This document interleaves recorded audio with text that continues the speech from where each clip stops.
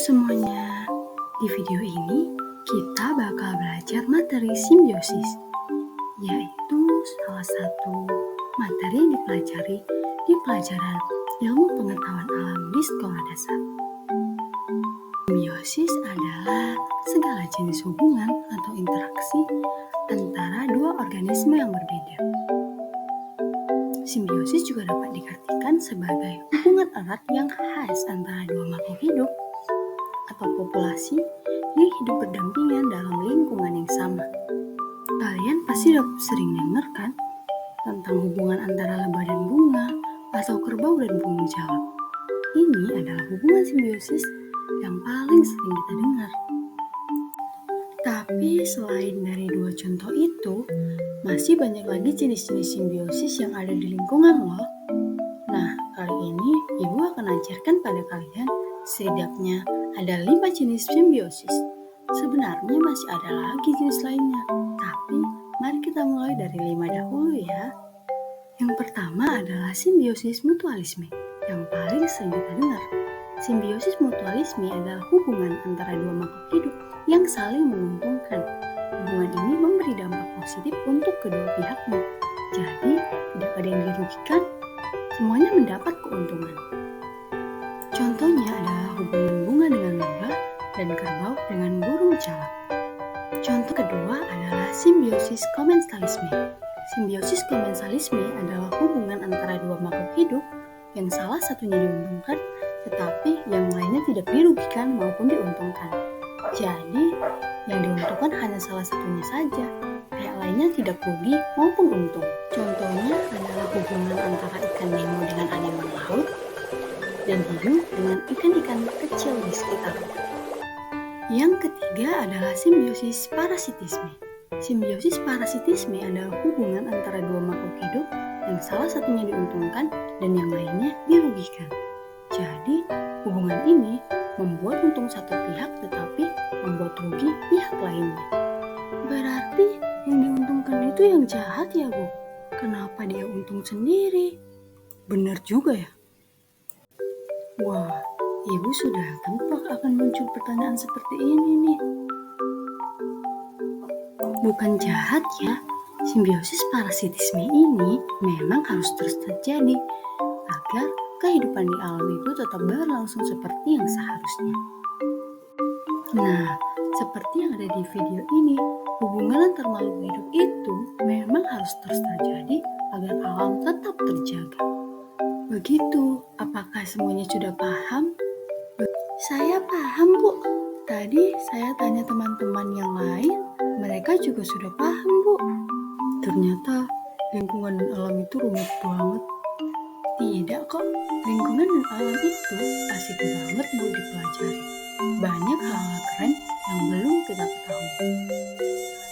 Jangan sampai ketinggalan. Ini contoh dari simbiosis parasitisme, yaitu tumbuhan tali putri dengan inangnya dan manusia dengan nyamuk.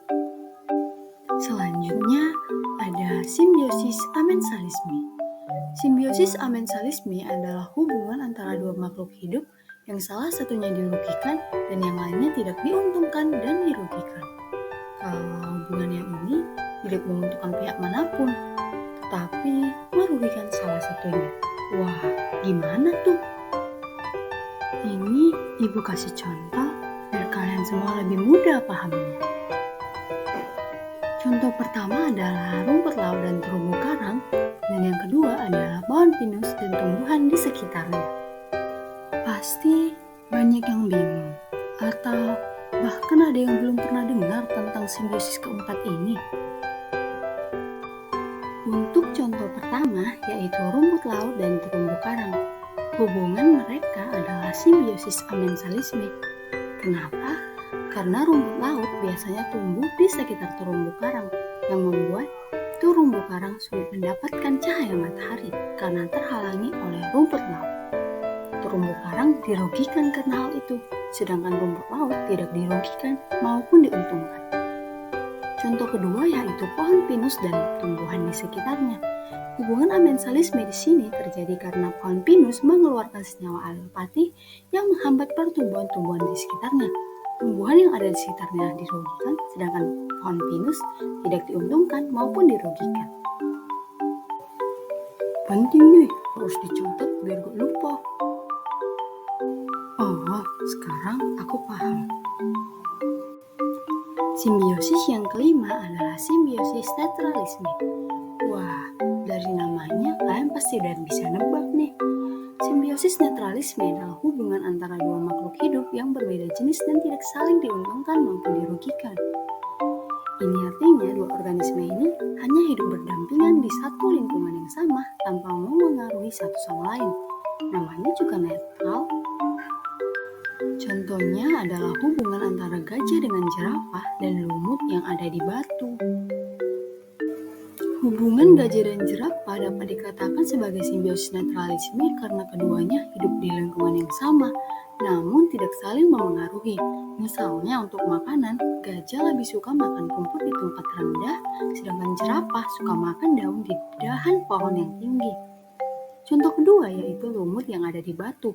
Meskipun lumut tumbuh di batu, lumut tidak diuntungkan. Begitu pula batu tidak diuntungkan jika dirugikan. Jadi hubungan keduanya dapat disebut sebagai simbiosis naturalisme.